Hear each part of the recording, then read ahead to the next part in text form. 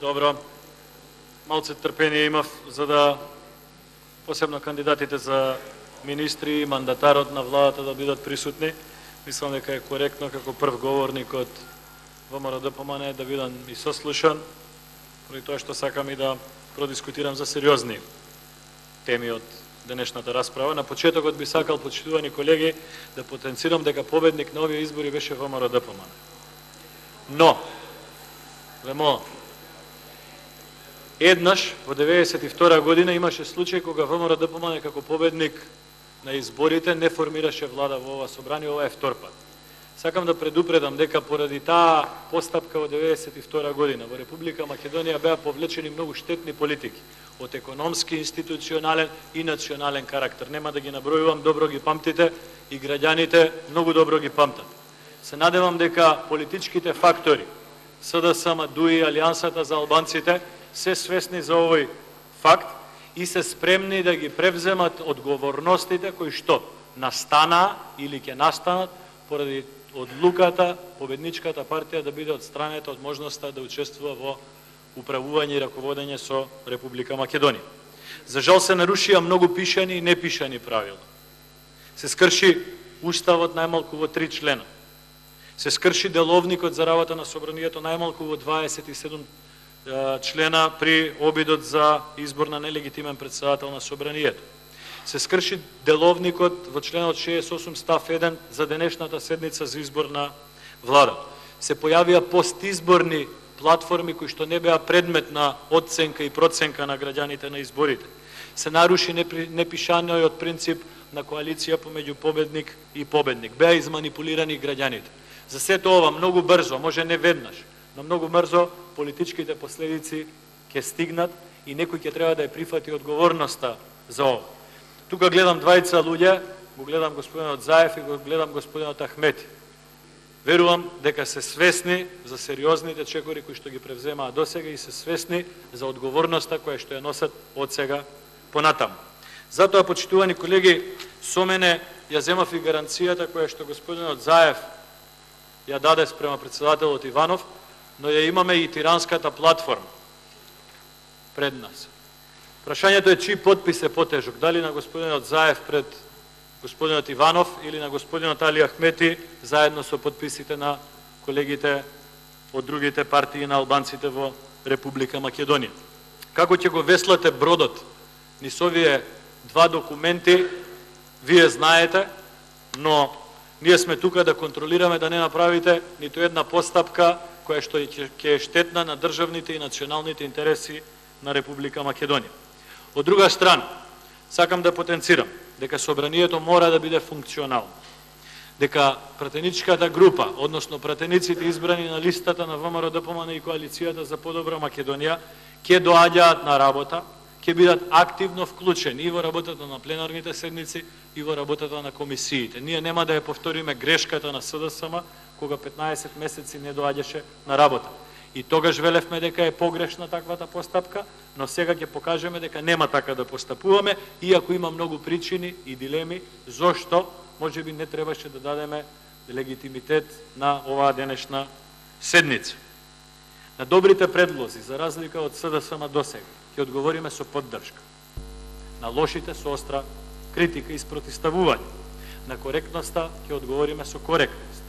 Она што е државен и национален интерес и за нас е приоритет. Се надеваме дека и владата на Република Македонија ќе се води по тие постулати. Онаму каде што нема да се води, во пратениците на мојата лева страна ќе најде на остри критичари, но и на предлагачи на подобри решенија. Ние се уште се чудиме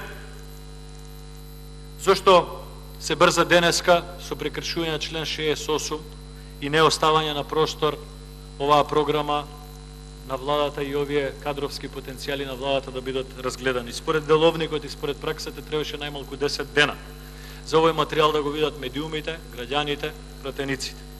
Истото таква постапка се случи и при обидот за избор на нелегитимен председател на собранието. Во едниот случај се прекршија 27 члена на деловникот, во другиот случај се прекршува повторно деловникот за работа на собранието. Да подсетам, ветувавте демократија.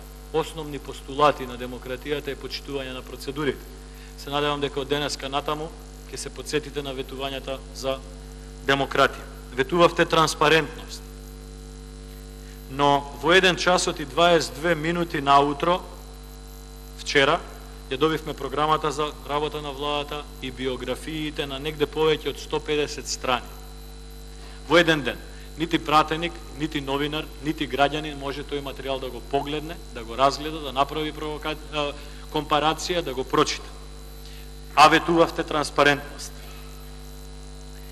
Ветувавте намалување на министрите во владата на Република Македонија. Дури видовме и некои снимки овие денови, но не останавте цврсти на вашето ветување од само пред неколку месеци. Ветувавте нови луѓе, професионалци и познати и признати во својата област. Со честни исклучоци на неколку кандидати поставувате класични партиски кадри, а дел од нив со низа афери, пријави и скандали зад себе. За да бидам чесен, да издвоам дека не го имаме генерално впечатокот за сите, би истакнал биографијата на кандидатот за министер за здравство, господинот Арбен Таравари, за кој што денеска во моје име, верувам и во име на сите пратеници избрани на нашата листа, можам слободно да кажам дека според биографијата која што е предложена, ние би биле спремни, ако се гласа поединечно за него, да гласаме за таков кандидат за министер.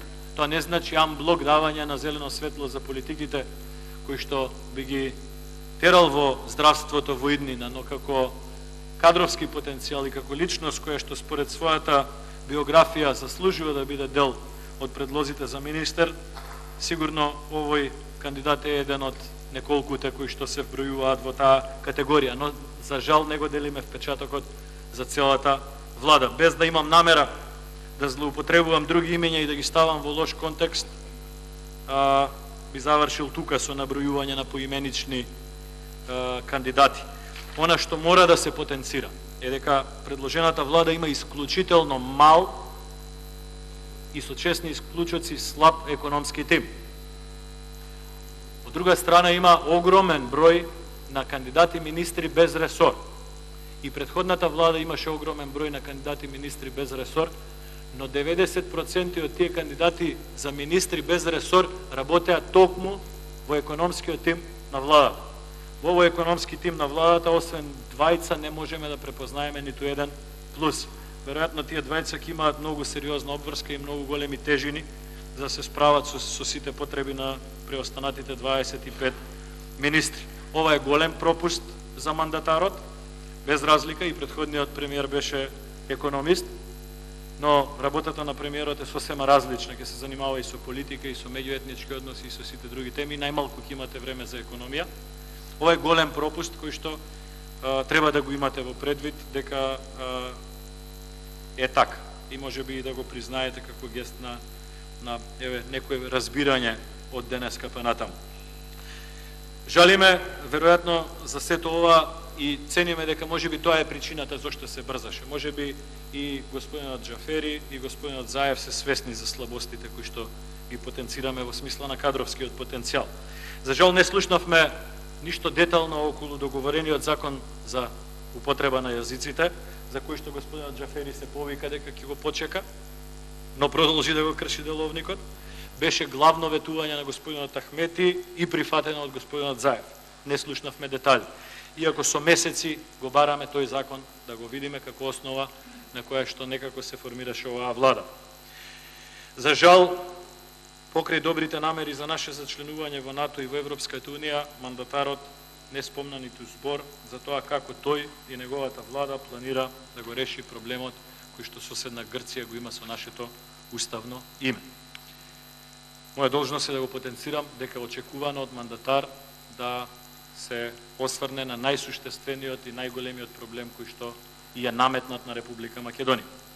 Во програмата која што ја презентиравте има многу непрецизности и памфлетни ветувања, но, за жал, за прв пат после 10 години во програмата предложена од мандатарот има јасни одредници за зголемување на даноци, и тоа на персоналниот данок и на данокот на имот, зголемување на основицата за придонеси, односно зголемување на придонесите и зголемување на акцизите за возила.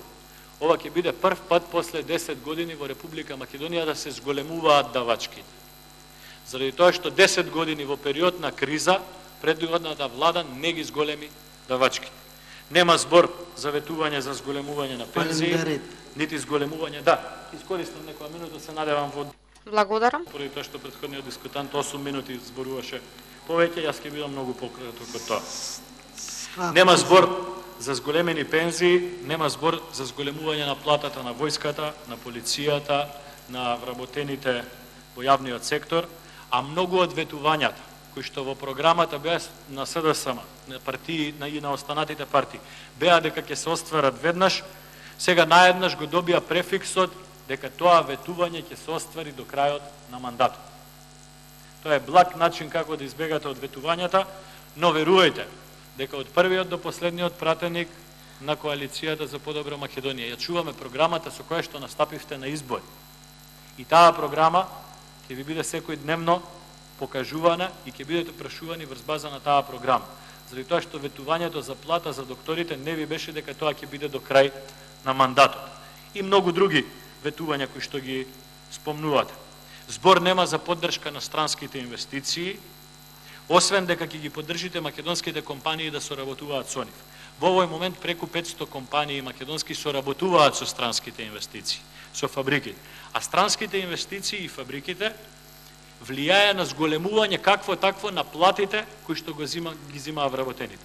Во мојот град, додека немаше странски инвестиции, најголемата плата во приватна фирма беше 10.000 денари. Денеска не можете да најдете работник за толку пари, се до моментот додека не дојдоа странските инвестиции. Нема уште Ви благодарам. Имате многу проекти кои што се реализираат или веќе се реализирани. Проектот за енергетски ваучери сега е енергетска ефикасност. 30 до 50% за механизацијата, веќе се дава 50% за механизација. Гасоводи се градат низ Македонија. Патишта и коридори. Од 68 ветен проект во вашата владина програма, само 11 не се во програмата на ВМРО ДПМН. 10 од ветените 68 проекти веќе се реализирани, а 28 во моментот се во тек на реализација. Ова е пропуст на тој што е го пишувал тој дел. Средства за спорт. Знаат дел од министрите што ќе бидат дека донесовме закон со кој што фирмите ќе бидат ослободени од плаќање данок ако инвестираат во спортот. Проектите за иновативност, односно стартапи, вие што ги викате, веќе владата ги реализира. 22 милиони евра ветувате за активни мерки, веќе се даваат многу повеќе пари за активни мерки за ветување. На крај, само како пример, еден дел, може би поука за кандидатот за министер за транспорт, кога што го ценам, да внимава. Во програмата на СДСМ има одреден број на патишта кои што се напишани. Во програмата на владата дел од патиштата кои што сте ги ветиле на граѓаните за избори не сте ги пишали, односно сте ги избришали. Како реконструкција на стар пат од Велеза, Градско, Берово, Радовиш, Добромир, Тополчани, Рапеш, Старавина, Брод, Скопје, Крива Паланка, Каменица, Свети Николе, Пробишти. Сите овие патишта се ветени во изборите, сега ги нема во програмата и се избришани. На крај, ќе бидеме тука, реков, ќе бидеме активни во работата, на добрите предлози ќе даваме поддршка, имајте верба во тоа, заради тоа што нема да ги повторуваме грешките кои што СДСМ ги правеше во опозиција, на лошите проекти ќе се соочуваме со аргументи. На коректност ќе одговориме со коректност. Остро ќе реагираме на било каков судир на интереси, остро ќе реагираме на било какво непочитување на законите и остро ќе реагираме на немање на транспарентност во работата на владата на Република Македонија.